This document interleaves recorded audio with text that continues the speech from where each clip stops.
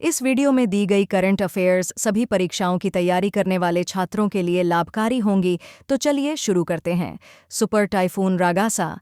Super typhoon Ragasa 2025 के सबसे शक्तिशाली तूफान ने ताइवान, फिलीपींस, हांगकांग और दक्षिणी चीन में भारी तबाही मचाई।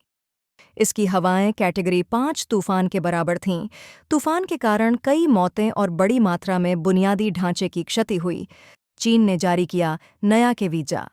चीन ने 1 अक्टूबर 2025 से नया के वीजा शुरू किया है, जिसका उद्देश्य दुनिया भर के युवा STEM पेशेवरों को आकर्षित करना है। यह वीजा स्थानीय स्पॉन्सरशिप की आवश्यकता के बिना काम करने की अनुमति देता है। इस वीजा के तहत व्यक्ति शैक्षणिक, शोध, नवाचार, सांस्कृतिक व व्यावसायिक गतिविधियों में भाग ले सकते हैं। सऊदी पाकिस्तान रक्षा समझौता। 17 सितंबर 2025 को सऊदी अरब और पाकिस्तान ने एक महत्वपूर्ण आपसी रक्षा समझौते पर हस्ताक्षर किए। इस समझौते के तहत यदि किसी एक देश पर हमला होता है, तो उसे दोनों देशों पर हमला माना जाएगा। यह गठबंधन वेस्ट एशिया में बढ़ते तनाव के बीच एक रणनीतिक मोड़ माना जा रहा है। Hire act 2025। Hire act 2025 America द्वारा प्रस्तावित एक नया विधेयक है। इसका उद्देश्य अमेरिकी कंपनियों द्वारा आउटसोर्सिंग को हतोत्साहित करना है। इसके तहत विदेशी कंपनियों को दी जाने वाली सेवाओं, रॉयल्टी या शुल्क पर 25% उत्पाद शुल्क लगेगा। ये शुल्क तभी लगेगा जब सेवाओं का लाभ अमेरिकी उपभोक्ताओं को मिलेगा। ये प्रावधान 31 दिसंबर 2025 के बाद किए गए भुगतानों पर लागू हो सकता है। यह नियम भारत के $100 अरब के IT निर्यात क्षेत्र को गंभीर रूप से प्रभावित कर सकता है।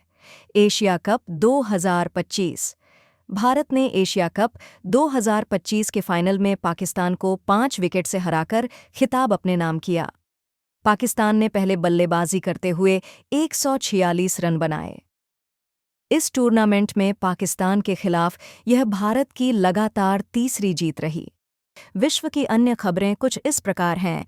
31 अगस्त से 1 सितंबर 2025 तक चीन के तियानजिन में आयोजित 25वें शंघाई सहयोग संगठन शिखर सम्मेलन में प्रधानमंत्री नरेंद्र मोदी ने हिस्सा लिया। 2025 की डच ग्रां प्री में मैक्लेरन के ऑस्कर पियास्ट्री ने शानदार जीत दर्ज की, जिससे वे F1 चैंपियनशिप में अपनी बढ़त को और मजबूत कर पाए। 35 वर्ष की उम्र में ऑस्ट्रेलियाई तेज गेंदबाज मिचेल स्टार्क ने T20 इंटरनेशनल क्रिकेट से संन्यास लेने का फैसला किया है। भारत और थाईलैंड के बीच 14वां संयुक्त सैन्य अभ्यास मैत्री 14 1 सितंबर 2025 को मेघालय के उमरोई स्थित जॉइंट ट्रेनिंग नोड में शुरू हुआ। भारत ने वरिष्ठ राजनयिक डॉक्टर दीपक मित्तल को संयुक्त अरब अमीरात में अपना नया राजदूत नियुक्त किया है। भारत को 2026 बैडमिंटन वर्ल्ड चैंपियनशिप की मेज़बानी सौंपी गई है। यह प्रतिष्ठित टूर्नामेंट 17 साल बाद फिर से भारत में आयोजित होगा। भारत और यूरोपियन फ्री ट्रेड एसोसिएशन के बीच मुक्त व्यापार समझौता 1 अक्टूबर 2025 से लागू हुआ। विश्व मुक्केबाजी चैंपियनशिप का आगाज लिवरपूल, UK में हुआ, जो नए नियामक संगठन वर्ल्ड बॉक्सिंग के तहत पहला संस्करण है। प्रधानमंत्री मोदी और सिंगापुर के प्रधानमंत्री लॉरेंस वोंग ने 4 सितंबर 2025 को वर्चुअल माध्यम से JN पोर्ट के PSA मुंबई टर्मिनल के फेज़ 2 का उद्घाटन किया। स्पोर्ट्सवियर ब्रांड स्केचर्स ने भारतीय तेज गेंदबाज मोहम्मद सिराज को अपना नया ब्रांड एम्बेसडर नियुक्त किया है। 5 सितंबर 2025 को डेविड लैमी को ब्रिटेन का उप प्रधानमंत्री, न्याय सचिव और लॉर्ड चांसलर नियुक्त किया गया। आर्यना सबालेंका ने US ओपन 2025 जीतकर लगातार दूसरी बार यह खिताब अपने नाम किया। ऐसा करने वाली वह सेरेना विलियम्स के बाद पहली महिला बनी। 7 सितंबर 2025 को जापान के प्रधानमंत्री शिगेरू इशिबा ने जुलाई चुनाव में ऐतिहासिक हार के बाद इस्तीफा दे दिया। फैशन ब्रांड लेवीज ने बॉलीवुड अभिनेत्री आलिया भट्ट को अपना ग्लोबल ब्रांड एम्बेसडर नियुक्त किया है। भारत 11 से 15 अक्टूबर 2025 तक भुवनेश्वर, ओडिशा में 28वीं Asian table tennis team championship की मेज़बानी करेगा।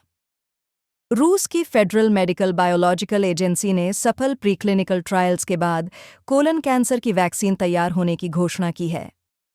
नेपाल सरकार ने फेसबुक, एक्स और यूट्यूब जैसी प्रमुख सोशल मीडिया साइट्स पर लगे प्रतिबंध को हटा लिया है।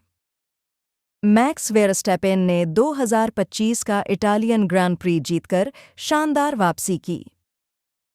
भारत ने दुबई में आयोजित 28वें यूनिवर्सल पोस्टल कांग्रेस में यूनिवर्सल पेमेंट्स इंटीग्रेशन और यूनिवर्सल पोस्टल यूनियन के समन्वय का खुलासा किया। अभिमन्यु मिश्रा 16 वर्ष के अमेरिकी शतरंज प्रतिभा इतिहास रचते हुए विश्व चैंपियन डी गुकेश को फाइट ग्रैंड स्विस 2025 में हराने वाले सबसे कम उम्र के ग्रैंड मास्टर बन गए हैं। आईसीसी ने महिलाओं के क्रिकेट विश्व कप 2025 के लिए विल टू विन अभियान लॉन्च किया है। भारत ने 2025 में सऊदी अरब के जेद्दा में SAJEX की शुरुआत की, जिसका उद्देश्य सऊदी अरब और खाड़ी देशों के साथ आभूषण व्यापार को मजबूत करना है। नेपाल की पूर्व मुख्य न्यायाधीश सुशीला कार्की देश की पहली महिला प्रधानमंत्री बनने जा रही हैं। भारत की जैस्मिन लैम्बोरिया ने लिवरपूल में आयोजित वर्ल्ड बॉक्सिंग चैंपियनशिप 2025 में 57 किग्रा वर्ग में स्वर्ण पदक जीतकर शानदार वापसी की। भारत ने 11 से 12 सितंबर 2025 को रोम, इटली में आयोजित चौथे कोस्ट गार्ड ग्लोबल समिट में सक्रिय भागीदारी दर्ज की। भारत 2027 में चेन्नई में 5वां कोस्ट गार्ड ग्लोबल समिट आयोजित करेगा।